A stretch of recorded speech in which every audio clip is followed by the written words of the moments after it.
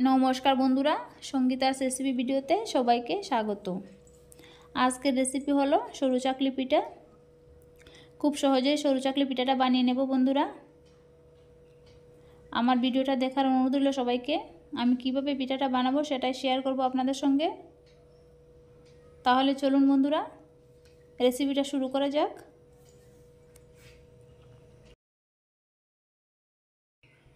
সরু চাকলি পিঠা বানানোর জন্য আমি প্রথমেই চাউল নিয়েছি, আর নিয়েছি বিউলির ডাল।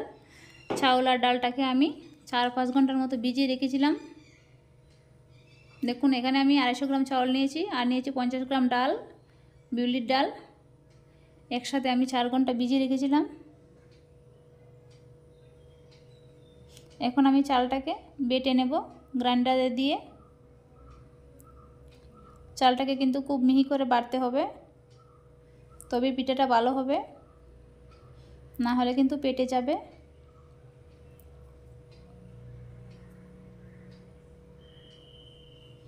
দেখুন, চাউল দিয়ে দিয়েছি গ্রাইন্ডারের মধ্যে।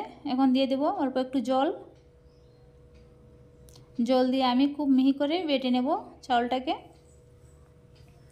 দেখুন, চাউলটাকে বেটে নিয়েছি। এখন একটা পাত্রের মধ্যে রেখে দিচ্ছি চাউল বাটাটাকে। এখন আমি বাকি চাউলগুলোকে বেটে নেব একইভাবে, আর সাথে দিয়ে দেব বিউলির ডালগুলোকে দিয়ে দেব একসঙ্গে।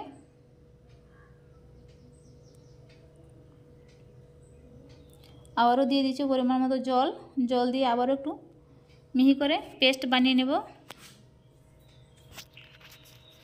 দেখুন, চাউলটা পেস্ট করে নিয়েছি। চাউল আর ডালটাকে এখন ঢেলে দেব বাটির মধ্যে।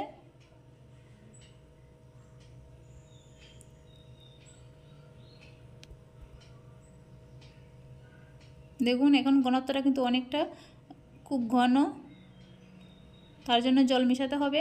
দিয়ে দিচ্ছি স্বাদ মতো লবণ,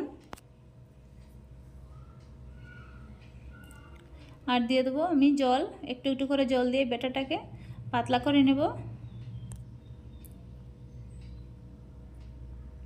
সরু চাকলি পিঠার জন্য কিন্তু ব্যাটারটা পাতলা করে বানাতে হবে, তার জন্য আমি একটু একটু করে জল দিয়ে ব্যাটারটাকে বানিয়ে নিচ্ছি।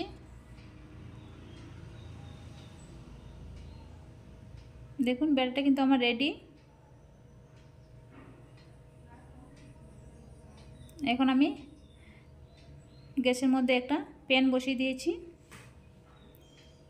অল্প একটু তেল ব্রাশ করে লাগিয়ে দিচ্ছি।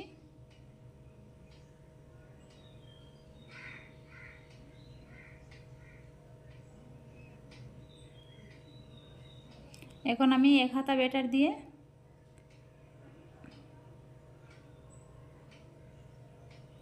এভাবে ঘুরিয়ে নেব।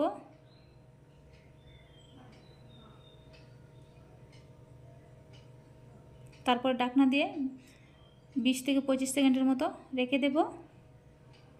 তাহলে পিঠাটা কিন্তু রেডি হয়ে যাবে।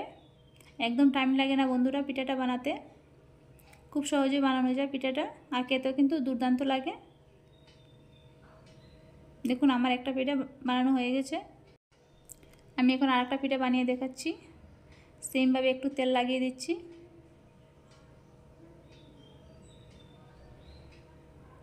আবারও ব্যাটার দিয়ে প্যানটাকে ঘুরিয়ে নিচ্ছি। দেখুন, ব্যাটারটা চারপাশে লাগিয়ে দিচ্ছি প্যানটার।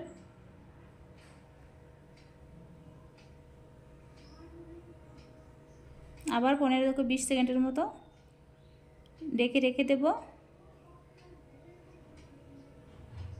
তাহলে আমার পিঠাটা রেডি হয়ে যাবে।